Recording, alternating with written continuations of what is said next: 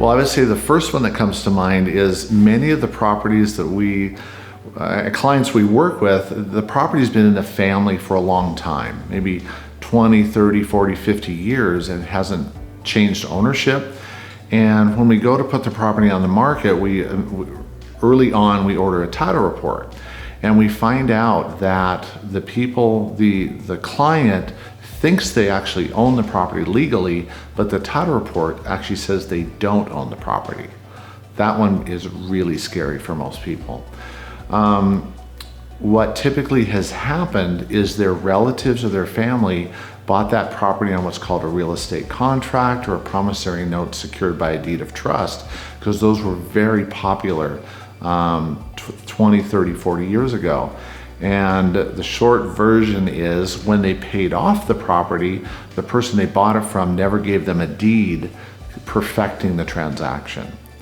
So in order to fix that problem, we, along with the title company, and then we know the attorneys in the area that specialize in quiet title, that specialize in tax title issues and these things. So the property owner, the seller, needs many times to hire an attorney, a specialist attorney, to quiet title the property, which takes 3 months to 6 months and can cost quite a bit of money.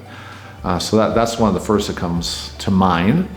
Another one is quite a few property owners, quite a few of our clients are estate properties where grandparents have died or parents have passed away, and there's siblings that now own the property together, or maybe it's in a trust or an estate.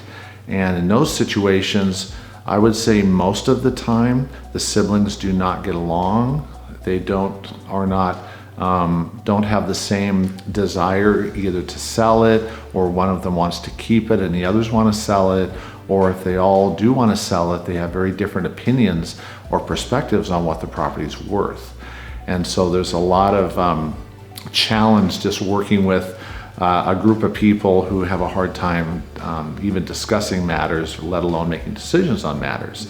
So then that also leads to many of those situations. They have an estate attorney, or they have to go hire an attorney or multiple attorneys to represent each of them as family members. And so our company works quite a bit with attorneys and with family groups that are wanting to sell the property, and how to navigate those waters to bring a property to market, and then get the people to agree to not only to sell it, but to sell it at a price that the market will bear.